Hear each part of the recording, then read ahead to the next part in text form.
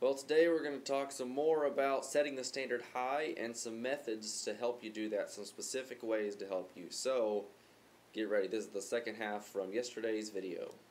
Always have a lot of different methods. Here's what I would do. Number one, I would have rules. Plain and simple rules. I make up some nice and easy ones that they can, just three. Here's what they are. I'll tell you real quick. Now, rule number one, don't talk out. Rule number two, keep your seat in the seat. And rule number three, pay attention. So use those, get the kids to do it with you, and they'll like it, and it'll be kind of a fun thing for them to do if you just be real enthusiastic about it. But what you're doing is, even though they're having fun, even though everybody's moving around, you're laying a foundation. So number one, have rules. Second of all, I would introduce competition. That's fun, but what is it? It's crowd control.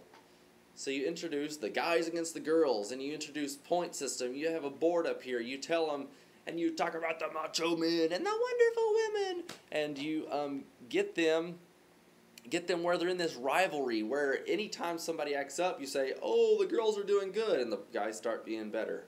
And so that's just another thing. Another thing you could do to introduce right at the beginning is to say, "Hey, the best one is going to get this prize, this candy, or this balloon animal, or this whatever it is, I don't know, some kind of prize." So introduce a prize. All this stuff right at the beginning. Just have it in a flow of thought where it's not mixed up and divided, but just have it where you can have it. So points, do competition, do a prize. I forgot the first thing I said. Rules. And then tell about a story that you're going to be telling later. Set some expectation in them for when it's time.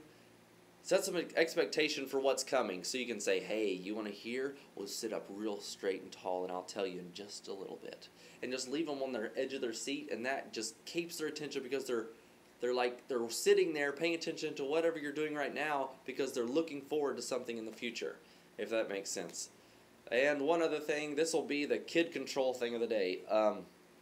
One thing that I do is I use what I call a cheer glass. Just get a cheer glass. Get a glass. Don't make it real glass because when you run out of water, then you can't use it anymore. So use it even when it's empty. Just get an opaque glass and set it up here. And when in the middle of your lesson, in the middle of all the things that you're doing, and if a kid isn't paying attention, and you're losing them, and you tried this thing, maybe you tried mentioning the prize and that didn't work. Maybe you tried doing the boy-girl thing and that didn't work. Maybe you tried giving points to somebody and that didn't work. Maybe you reminded them of the rules and that didn't work. See, you need these backup plans all the time. So what I would do is I'd have a glass over here, and the kids are paying attention. They're not doing anything, so I just walk over casually to my table and I get a glass and I go. And I start drinking it, and it's quiet, and everybody's like, "What's he doing?" And I'm like, And then I go, "Well, this is boring, isn't it? I'll tell you what. When I touch this glass to my lips, I want you, as soon as it touches my lips, I want you to scream as loud as you can. And as soon as I take it off my lips, I want you to go absolutely silent." And so then you practice with them, and you go, and they start screaming and screaming, then you go, and you make them be absolutely quiet. And so what you're doing is, they're screaming, they're getting some of their energies out, they're getting some of their wiggles out, but what you're really doing is you are grabbing their attention because they're watching very closely to see when that touches your lip, and when they do, they are automatically responding to you. And then when you take it off, they're going absolutely quiet, and that's exactly what you want them to be. You want them to be quiet. So touch it to your lips, take it off your lips, and you're grabbing their attention. And then you take it off and set it down and keep teaching.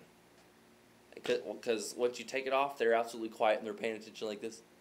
And you just take that opportunity and teach them. So I hope that's a help, and I hope that wasn't too long for you.